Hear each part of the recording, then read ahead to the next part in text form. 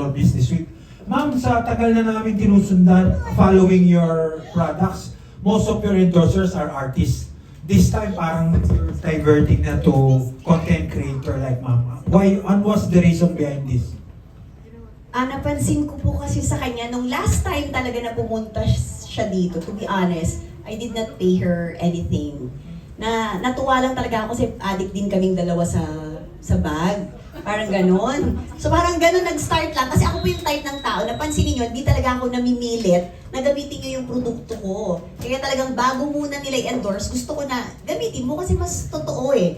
Mas makikita ng tao yung sincerity at totoong ginagamit mo siya. So gano'n, parang getting to know lang. Kasi sabi ko, Ading, I'm a fan, na sobrang overwhelming kasi grabing schedule niya. Pumunta po siya dito sa Pampanga. Tapos natuwa kami. Tapos sabi ko, hindi naman madamot tong batang to. Nakailang, ako pa yung nauumay. Tama na, nakakahiya. I'm a very private person. Wow, private. Diba, sinasabi ko, hindi man, nagdami mo to, ganyan-ganyan. Na hindi siya madamot, na super post siya about me na, aba, parang ngayon lang ako literal na nakilala. I only had 200,000 followers on Facebook.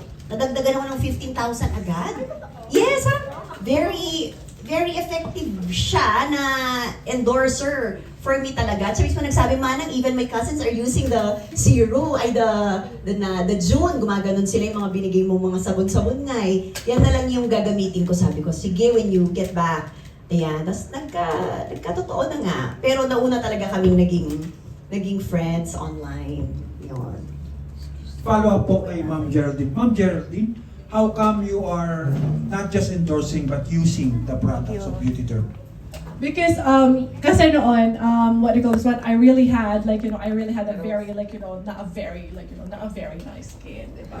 Tapos so my cousins actually has started it. Like I didn't even know until one of my cousins because he's got a very bad acne and then he started using it. And so I said maybe I'm gonna try it out too because I really have a very dry skin and it's a combination of dry and oily skin. So I was like, maybe I'm gonna try it out. So I tried it out and then I didn't even know that it's Ate Reyes. So and then we came here on April and then she was like gusto niyang pumunta sa meet and greet tapos sabi ko gano'n hindi kita maaasikaso. Yes! Sabi niya, sigurado ka man maraming tao sa market. Hindi, may store naman ako doon. Hindi lang ako, bakit?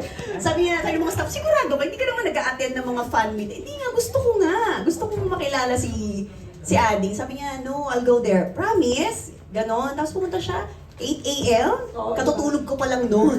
Dumating siya talagang nakaganon yung mata ko. Para lang makilala siya. Pero dahil nag-enjoy kami, na late na siya sa next appointment niya, alauna na siya umalis.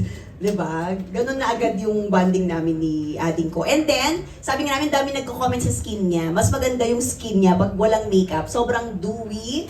Like nagko-comment na, uy, ang ganda. Di ba bare face siya pag nagpo-post siya, sabi natin, i-reveal natin soon kung bakit Korean ang skin mo. At ba't hindi ka nagme-makeup pag nagpo-post ka ng mga materials mo online. Oh, yeah. It's Hi, representative. by vegan. Yes. Next natin, Janice. Ayan.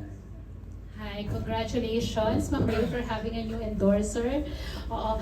Si Ma'am Ray muna yung question ko. Kasi Ma'am Ray, since nasa Australia to, Singapore and other countries, gusto ko lang munang malaman kung meron ka bang different or parang kakaibang formulation sa yung mga beauty derm products abroad. Kasi di ba ang Asian skin iba rin eh. Opo. Pero usually din kasi, yung literal na mga gumagamit din abroad, mga Pinoy din talaga, mami. Kaya talagang created din talaga ang beauty derm sa Asian skin po talaga. Kaya yung mga, kunwari, yung retinol natin, 1% lang. Even nga yung blank set natin, parang 1% lang yung hydroquinone. Doon ako lagi sa safe side para hindi nasisira yung skin din natin talaga. At akmang-akma para sa Asian skin. Ganon. So usually kahit sa Australia, panay Pinoy din naman. At sa Singapore, nadadagdagan ng mga Malaysian, di ba, May? Yung mga Singaporean na medyo kinikilig tayo kasi tinatangkilik na rin ang produktong Pinoy. Yun. Ayun na nga, paano syempre may mga fans si Ma'am Geraldine ng mga Australia. Gagamitin niyang kanyang powers, for sure. Actually, kanina nagbabasa ako ng mga comments habang nasa standby area kami. Nagbabasa ako ng mga comments ng mga ko. Oh, we can't wait. Akala nila kasi Garnier daw. Yung mga, ito yung mga nagko-comment ng mga ng mga Australians or kaya mga taga-USA. Nagko-comment sila na ganyan. Tapos sabi, they cannot wait to try it because they've been like really like wanting to know what my skincare routine is. Like matagal na, like months na ano, kaya I can't wait na ano to let them know. Sige, reseller kami ni Ma'am Geraldine. Reseller. Reseller. And ngayong endorser ka na rin, Ma'am Geraldine. Gaano ka kahandang ipakilala sa mga fans mo sa Australia itong Beautyderm? And syempre may kakaibang feedback din sa mga kababayan mo sa Ifugao. Ano ba yung sino ba yung mas madaling i-please? Sino mas madaling i-please?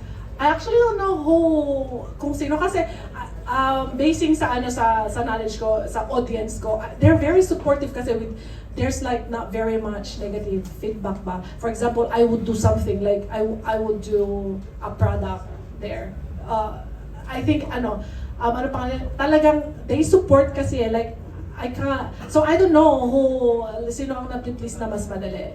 Kasi lahat, both Australians or Filipinos or sa Ifugao, they're very supportive na support. Kaya So far, ba ilang million na ang followers mo sa iyong social media account?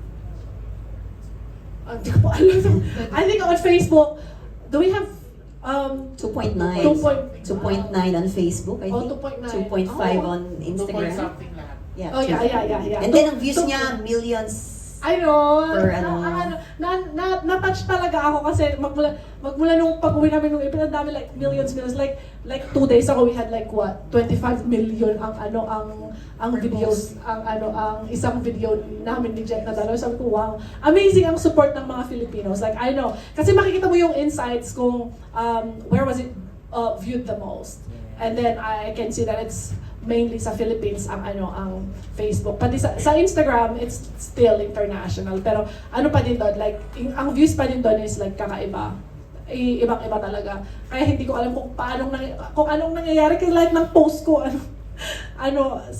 support talaga yung mga Filipino kaya and yeah, kaya sabi ko, ang galing talaga. And yun na nga, public figure ka na, and syempre yung buong family mo, yung life nyo, exposed sa social media. Hindi ka ba natatakot na yung security ng family mo, di ba, minsan nababash or paano mo inihanda yung sarili mo sa ganon? Kasi for example, mga sa comments pa lang may mga sa comments sa social media may mga may mga bad comments na ko na lang like I used to take it personally until Josh last year nasasaktan talaga ako.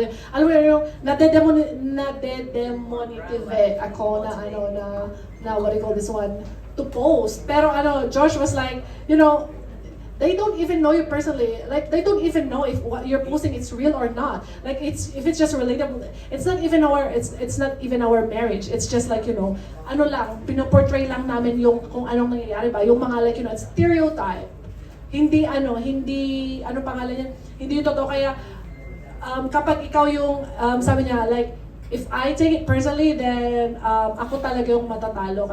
Kaya doon ko na na-realize na, oh yes, that's right. Like, kaya last year, kaya ang dami ko ng post last year, kaya doon talaga nag-boom yung mga social media namin. When I started posting, like, consistent ang post namin. Kaya Tapos marami pa rin bashers, pero I just ignore na.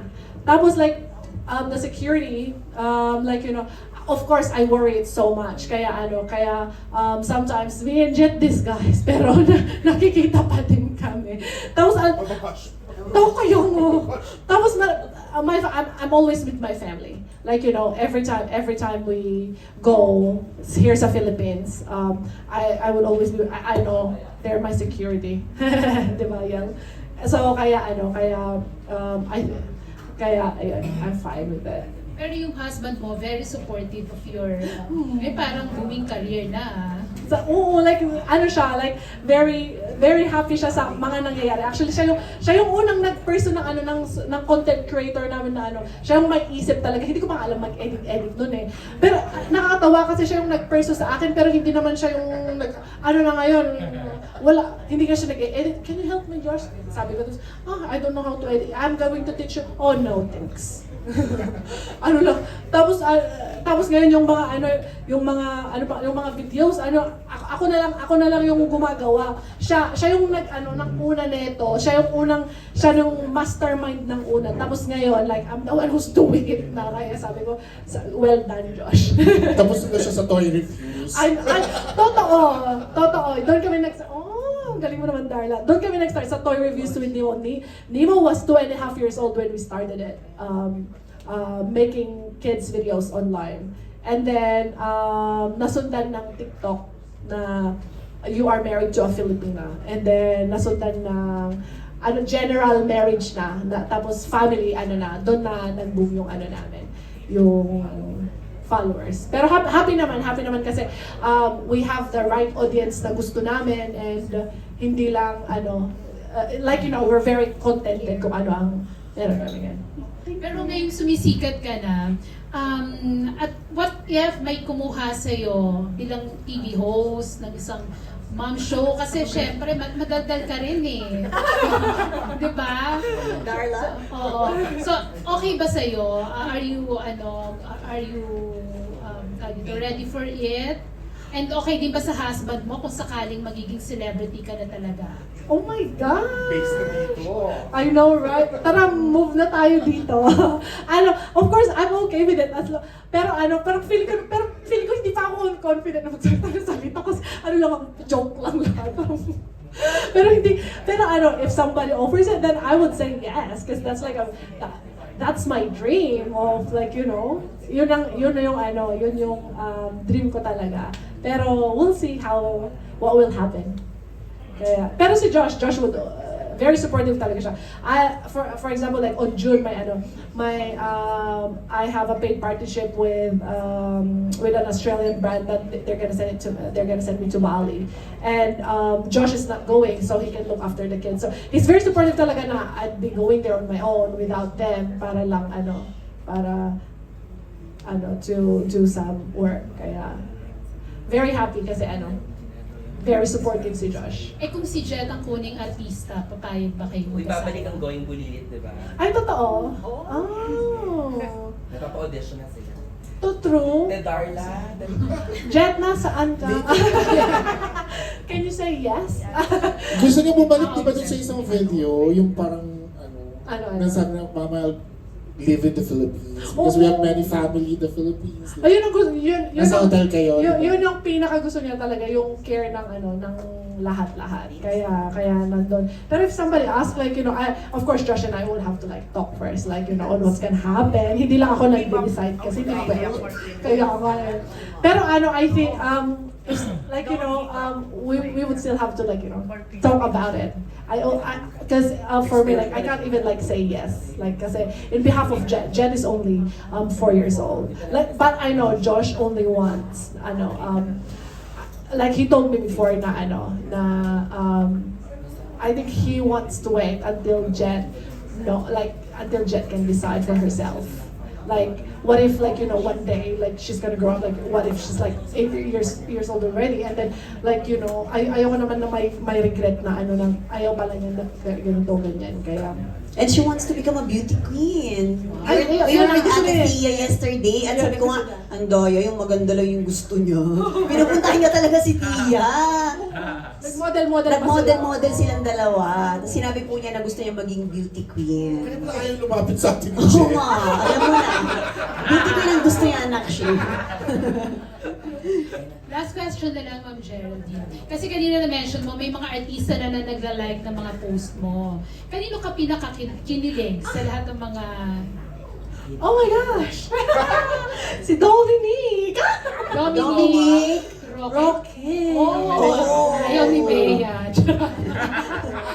Pero ba? Ha? Si Dominique? Oo, nag-follow nga siya sa akin, tapos tinignan ko, ay, follow back ako. Kapal ng mukha ko, follow back pa ako, hindi pa ko yung nag-follow.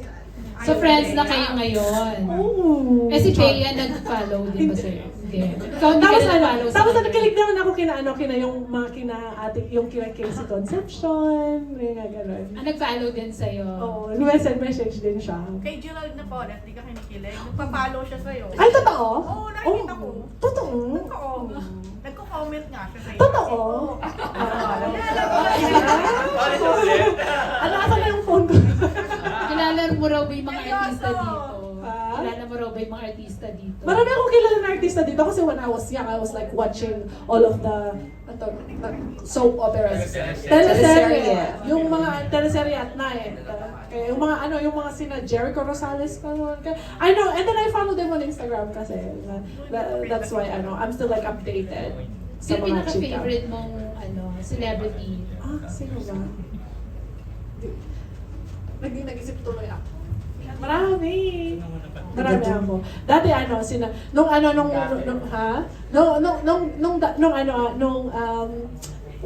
nung nandito pa ako, like, I used to like watch Kuya Ian Veneracion nung magkakaroon. Yun. Tapos Kuya Gabi, Concepcion. Nakita ko si Kuya Gabi sa ang kapal-kapal pa ng mukha ko ha.